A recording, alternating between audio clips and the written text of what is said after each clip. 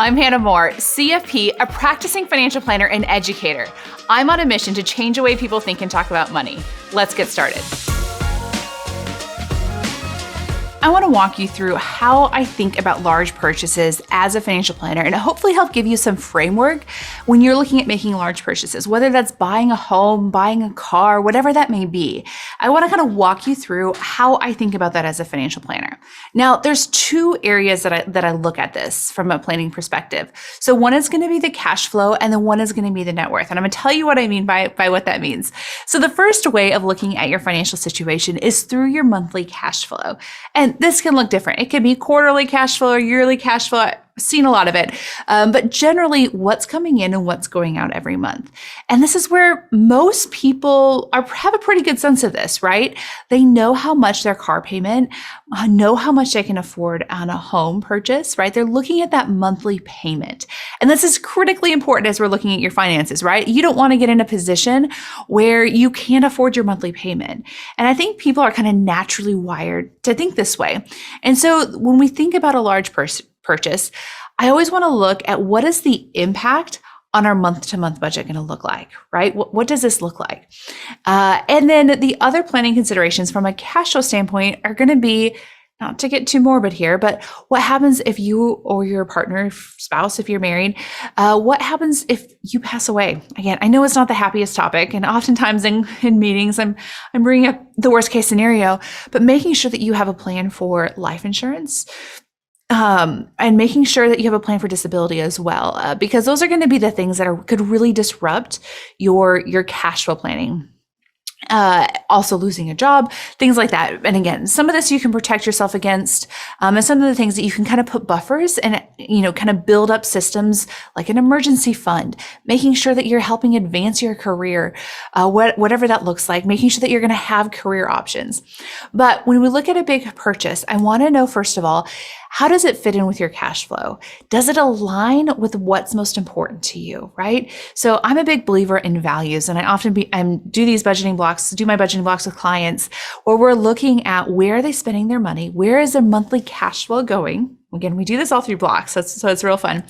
But before we do that, we actually do a values exercise with them and say, how does this align with what's most important to you? And then we map it out with blocks. And then then after that, we look and say, okay, how does this reflect? Because what I want to see is I want every dollar you spend, I want every dollar that I spend to in some way bring me joy and enhance my life, right? And there have certainly been times in my life where that hasn't been the case. And so I want to make sure when we look at these large purchases that this is going to be something that's going to be bringing you joy. That's helping you achieve a goal. It's helping you do something that you really want to do. And that it's not going to be something that you're begrudgingly paying off every month or whatever this looks like for you. So I want to make sure that it's affordable and that it aligns with what's important to you and what you want to be spending money on, what actually brings you joy in your financial situation. Okay, so the other filter that I look at, so first of all is cash flow. I want to make sure it aligns with your values. I want to make sure that that it fits within your cash flow, that you're not going to be, too much money going out every month. And then third of all, I want to make sure you have some protections on there in case the worst case scenarios were to happen on you. Okay, now let's go over to your net worth side of this. And this is always the one that people miss, right? This is really, in my opinion, what is one of the things that separates the people who are living paycheck from like the people who really build and gain wealth. I think it's hugely important. I think it's one of the most overlooked pieces is looking at your overall financial picture and your overall net worth picture. So what I mean by this, so we have your cash. That's going to be your monthly budget. That's going to be looking at just generally like how much money is coming in and how much money is going out. When we look at your net worth statement, what this means is net worth, balance sheet, those are all words that mean the same. It's basically getting a very clear picture, a snapshot picture of what your financial situation looks like. So let's walk through this. So what this could mean is you have assets. So that could be a checking account. So we all have some assets, right? It could be $1 in your pocket. We all have something. And so we write those things down. So this is how much is in my checking account. This is how much is in my savings account. This is how much, if you have a car, this is how much is valued in my car. This is how much is, if you have a home, if you have a retirement account, whatever those assets may be, you line up those assets. And then so we have what's adding to our net worth, and then we have what's taking away from our net worth, which is going to be our liabilities. And so on the liability side, those are going to be things that you owe. It's going to be your credit card balances. It's going to be the loan to a friend. It's going to be student loans. It's going to be a mortgage, a car payment, anything like that. And then what we want to see at the bottom is you take your assets minus your liability. And where does that leave you, right? Is that a positive number or a negative number? Again, there's no shame in either one of those. And so it's really looking at, okay, where do I stand financially, right? And this is where we can kind of get into some of the bigger picture of your financial life, of saying, yeah, this isn't about month to month, right? We don't want to be making decisions just on our month to month cash flow. We want to be making decisions on our overall financial picture. So let's talk about what this looks like. So first of all, I've seen people who have gone and made car purchases. And again, I'm about to go make a big car purchase myself. So like, again, there's no shame in any of this. You know, we all, well, in Texas, we need a car to drive, to get around. And so when we look at this, it's okay, how does this fit in with my larger financial picture? And the questions, what I'm going to be looking at is, are you saving for retirement, right? Are we going to be spending more on a monthly payment on something when we could be putting some of that money towards another goal, a retirement goal? Really, this bigger picture is where we see what are these larger financial goals that we're working towards. So I would want to see some retirement picture. I also want to see, we have this house poor. You've probably heard that phrase, of all of your money is in your house. And so, yeah, what that means is you basically take all of your extra money that you have and you put it into your house.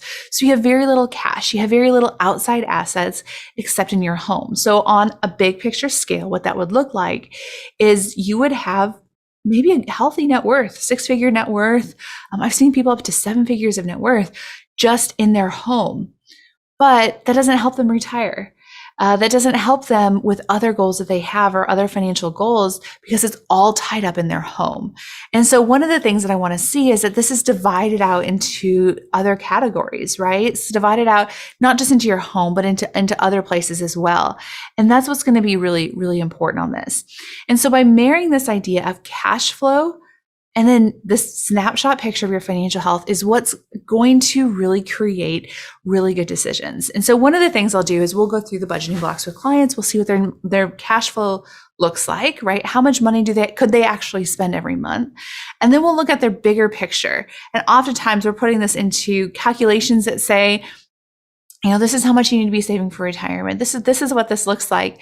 And in doing that, we can kind of see, okay, well, here are the levers to pull. This is how much extra you have in your budget.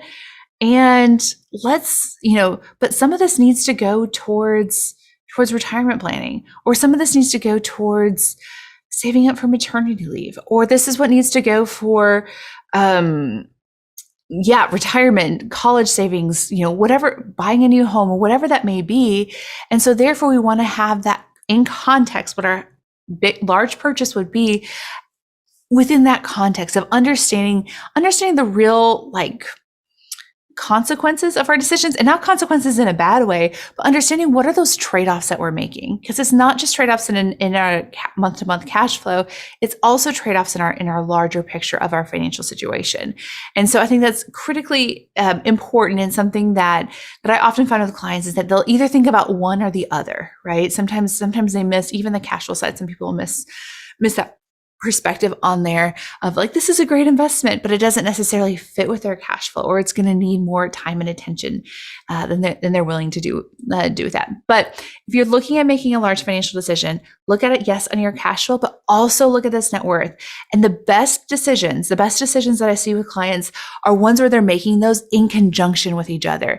They're looking at their cash flow and their net worth statement, and together that's how you make the best financial decision. So good luck as you guys are evaluating some of these large purchases. I know there's so many considerations out there for it, but good luck as you guys do that. Thanks for listening to this episode of Everyday Money with Hannah Moore. If you like what you heard, subscribe and check out livewealthynow.com. We have a lot more resources to help you live wealthy now.